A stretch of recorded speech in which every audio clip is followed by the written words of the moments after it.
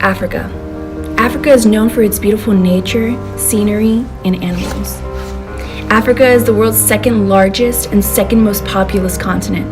At about 30.3 million kilometers, including adjacent islands, it covers about 6% of the Earth's total surface area and 20% of its total land area.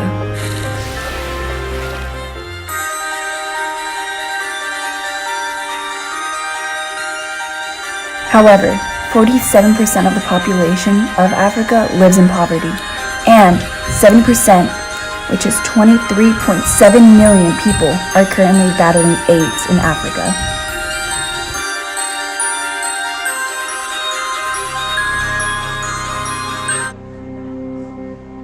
When was she admitted exactly? About last week. Last week? Yeah. And you started taking the treatment, and how do you feel on the treatment? You feel better.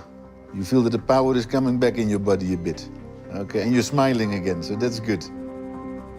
Dr. Hugo Templeman runs a rural clinic here in South Africa and has been fighting HIV on the ground for more than 20 years. To die of AIDS is not necessary anymore today.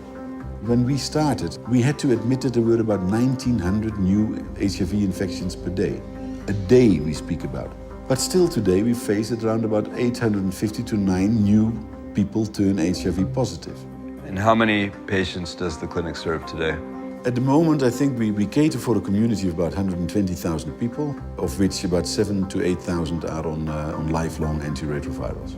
You should start treating a patient when he is first found HIV positive, because if you put him immediately on treatment, you suppress the viral load in his body, and you also stop.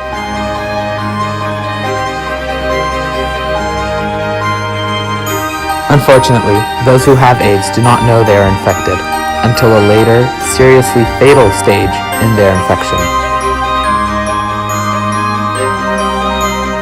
He was diagnosed of HIV about 3 years ago and was put on treatment. Then from there, he defaulted a treatment. And why did he default on the ARVs? There was not much counseling about adherence to treatment. So he said he felt better and he stopped taking treatment. At the institution where he was started, he wasn't counseled properly and he didn't understand it properly. So he thought, like if you have a pneumonia and you take your antibiotics for 2 weeks and you feel fine, you can stop the medication. Not understanding that if you take the plug of medication out, that replication of the virus will start again. But you understand now that for the rest of your life, every day you must take your pills. This patient is a system failure. He should have been found earlier, managed earlier, and put on treatment earlier. What has happened in that decade is immense. The political will changed, and I think that we have a tremendous response, a tremendous effort, but we still need to scale up to provide access to everybody, and there we are not yet. And as long as we suffer 2 to 3 AIDS deaths in the waiting room every week, I can't stop fighting.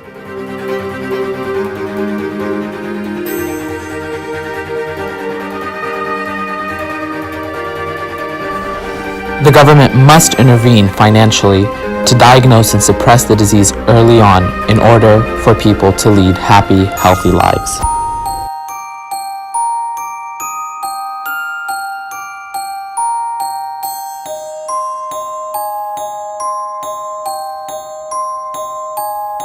We met Herbert, another patient at Ndlovu. I didn't understand clearly about issues of side effects, so I just thought it's the treatment that is making me worse. And I had to stop it and try something else, like going to traditional healers with the hope that maybe there might be something different from there. At the end of the day, when they see that the things of traditional healers are not helping, then they brought me back here. How bad were things at that point when you came back here? Very bad, very bad. I remember one point where I told my mom, we were far away from home. I told her that, can we please go back home so I can die peacefully at home? Because I could see that I've reached at that point. So you came here, and the second time around, you adhered to the regimen. Yeah. And you were disciplined about taking the medicines. Yeah. And look at you now. Yeah, things just happened, and it went on like that, and I recovered.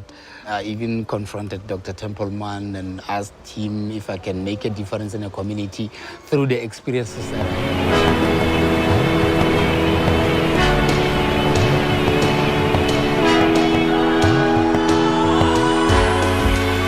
When caught early on with the right treatment and medicine, death is no longer an option.